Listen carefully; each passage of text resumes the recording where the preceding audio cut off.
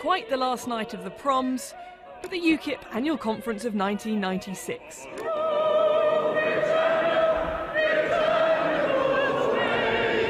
The party was founded 3 years before at the London School of Economics by members of the Anti-Federalist League. I'm speaking to you tonight as the leader of the UK Independence Party, the fastest growing political movement in this country today.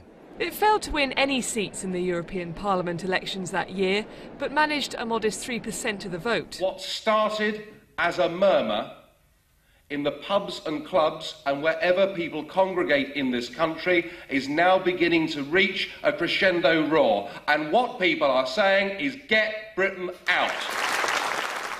He wasn't leader then, and that simple message wasn't quite enough. But the UKIP, as it was known then, did win 3 European Parliament seats in 1999, and then had a breakthrough in 2004, when the mouthpiece, though again not the leader, was this guy. Throughout the ages, decisions affecting the British people have been made in Westminster, or town halls like this.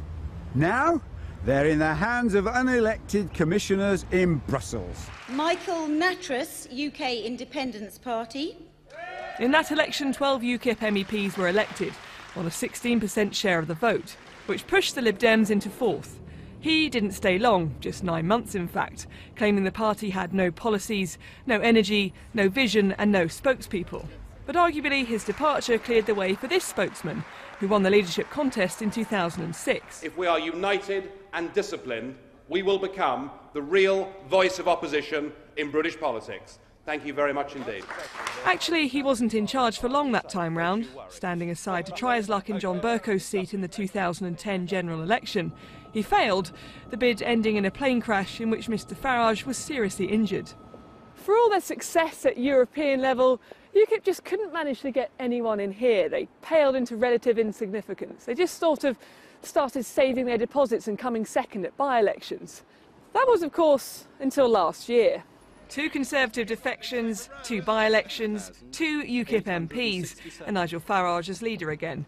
That on the back of an increasing number of council seats and European elections in which UKIP topped the poll. Some put it down to a shift to a broad message on immigration, not just on Europe. For others, it's a failure of the 3 main parties, and there have been efforts to streamline UKIP's approach, make it more professional. You're on the Guinness. And this sort of image is no accident. It's helped Nigel Farage, who's already stood for Parliament 5 times, and his party, who've suffered numerous negative headlines, to appeal to voters where other parties have failed. We know you like to be filmed in a pub, but let's talk about Thanet South. You're about 11 points ahead in the polls in the seat you're standing for. You say it'll be curtains if you don't win. Is that because you're quietly confident of winning? No, I wrote that. I know. A long time before an opinion poll. In fact, when I wrote that, the opinion poll said I was behind. I said it because it's a matter of fact. But are you quietly confident now? We'll see.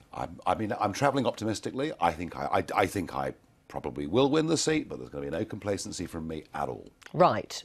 What about, though, this idea that if you don't, let's imagine that's it. Is that really going to be the case? Of course. Right. Look, I believe in life, if you succeed, you should get rewarded, and if you fail, you should get the sack. It's quite simple. What do you think would happen to the party? Because the party's you, isn't it, really? Well, it's a lot more than me, and that's what I've written about. You know, I've just published Purple Revolution. I've talked about the growth of UKIP, and I've said in there that the real change, before we were a party that did well in European elections and then fell away in general elections, the big change since 2012 is there's now a team of professional people, maybe small, but a team of professional people running the party. If I fall under a bus tomorrow, you know, UKIP is still going to be out there with a big level of support. Did you publish the book, though, on a high? Do you think at the sort of at the apex, if you like, of UKIP, do you worry it's all going to be downhill? Oh, I've seen so many peaks. I mean, I saw the peak of the elections of 2013 for the English county councils. I saw the European elections, and all the commentary on programmes like this said, well, of course, they'll never win a seat in Westminster. I saw Douglas Carswell win Clacton to be told it wouldn't happen in Rochester, and it did. So, no. I mean, you know, UKIP, the UKIP vote is a very solid vote. But you've got a very strong grip on the party, haven't you? I mean, you describe yourself as a Marmite politician.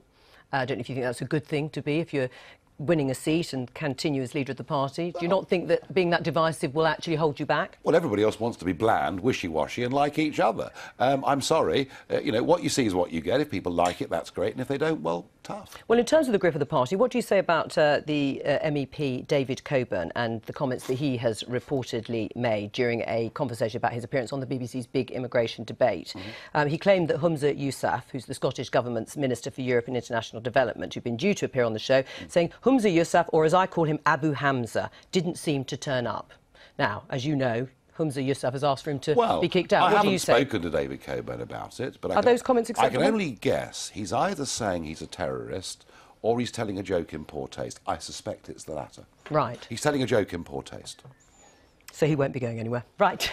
Thank you. Well, you know, people do make mistakes, and I don't think David Coburn should have done that. But am I going to get terribly exercised over it? No.